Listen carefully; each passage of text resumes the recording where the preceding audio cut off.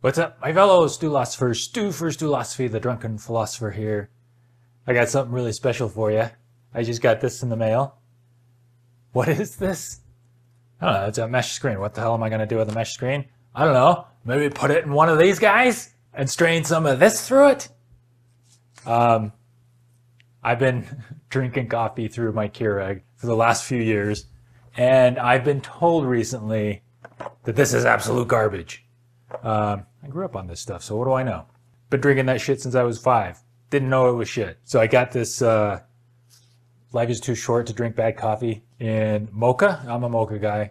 When I lived in Utah, there's a place in Orem called Juice and Java that I used to go to every day. Got the white mocha with a shot of espresso, sometimes 2. Also got the house blend, but I think I'm going to try the mocha. So let's see how it goes. All right, guys. Using my Keurig to get some water hot. I'm going to pour it in that mug, and then we're going to do what is known as the inverted method.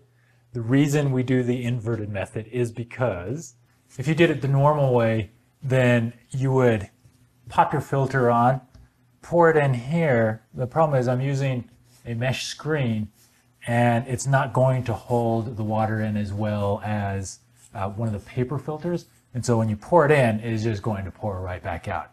And so we do what is known as the inverted method. We stick the plunger in the bottom, we turn it upside down, we remove the filter, and then we brew it from the top, flip it over onto the mug, and then press it on in there. So let's give that a shot. I'm actually going to use the house blend for reasons, but let's scoop this up and get it in there. The instructions say to do 1.5 scoops, but we'll do, I don't know, that looks good enough. Let's get the water. Says to fill it about halfway, and hopefully we don't spill. I have a feeling I'm going to spill, but let's try it. Yeah. So I spilled a little bit. No big. Okay, it says to stir it.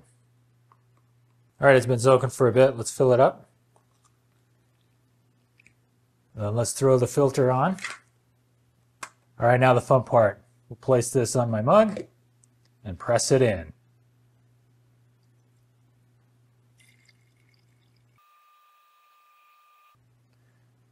Feels like it's all in there. Since I spilled so much, it's probably 8 ounces now. And now let's give it a shot. Let's give it a taste. All right, so the reason I got the AeroPress is because I was talking with a former colleague and fellow YouTuber, Famous Jay, about people who drink coffee black. After we accused each other of being psychopaths for our coffee drinking habits, she recommended the AeroPress, and here I am. So I just took a sip of this black, and I gotta say, it is substantially less bitter than what comes out of my Keurig, at least with the Folger stuff. I think this is gonna taste good. I'm still not going to drink it black. I'm gonna put some cream and sugar in it, and then we're gonna see how it tastes. So let's see. And here we go. My first sip of AeroPress made coffee using Life is Too Short to Drink Bad Coffee. The taste black was pretty interesting, so I know this is not going to taste the way that I am accustomed to coffee tasting, but let's go. Oh wow. It's very interesting.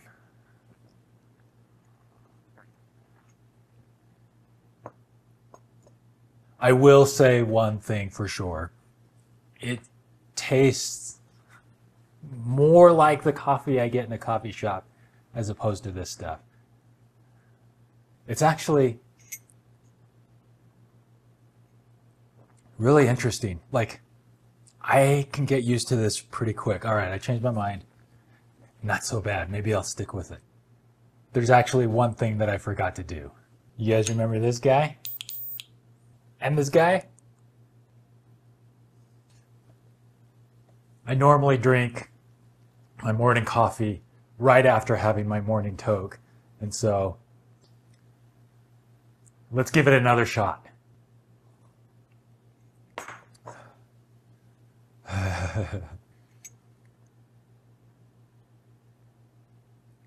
That is just some fascinating tasting coffee. I gotta say, I'm impressed. I'm really not a coffee connoisseur. but I know what tastes good to me.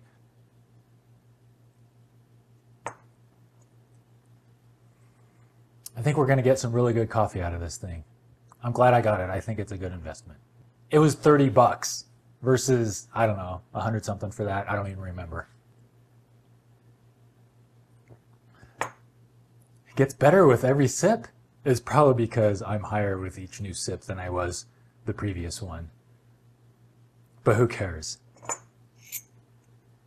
You know, now that I'm high, I've been thinking about the thing that makes a great philosopher is the fact that that philosopher had such a shitty life.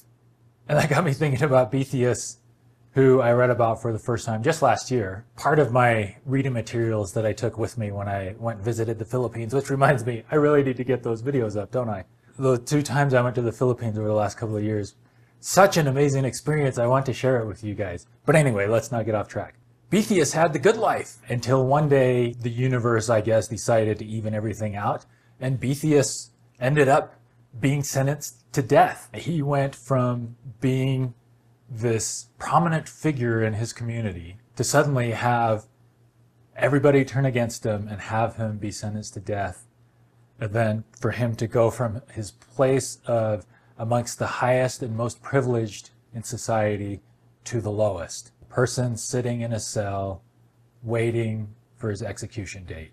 And as he has the opportunity to reflect on his life before he dies, he talks about the benefit of suffering. Now, I'm a hedonist. I don't like suffering, but I will agree with Boethius that how can we know the opposite of suffering if not for suffering? The amount of joy that we feel and the fulfillment we feel in our happiness is greater when we know what it's like to not be happy, to not have the things that we have that make us happy. Anyway, Jay has had some dark times in her life, and I would say that, like me, she is not a real philosopher, but she does have some good philosophies that I think are worthwhile, that we might examine our own lives and see if we can't apply those wisdoms to ourselves. She is also a runner, so if you're a runner, go check it out.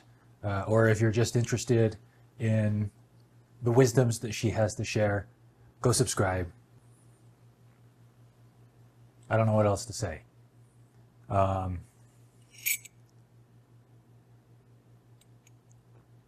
seriously gets better with each sip. It's an interesting taste. You know what? That stuff is shit, man. If you are a fan and you are offended, I'm sorry. But just like people always say to me that they're happy, and I explain to them the things in their lives that are preventing them from achieving a potentially greater happiness. One cannot know unless one removes those roadblocks and then goes out there and experiences those things and then checks in to see how it makes them feel. Sometimes we need to do that to know whether we have achieved our maximum happiness, right? Some people are afraid to do that because it's going to make them feel bad afterwards, or guilty, or shame, because society says that they should. And I say, why? Why would you feel guilt or shame for having experienced something new in your life, unless by doing so you've brought harm upon another? But aside from that, I am all about the new experiences. So if the answer to the only serious philosophical question is, okay, let's not commit suicide, and I've made this decision to continue existing, why not experience my awareness? Like, I'm aware. Why not make the most of it? That's kind of my viewpoint anyway.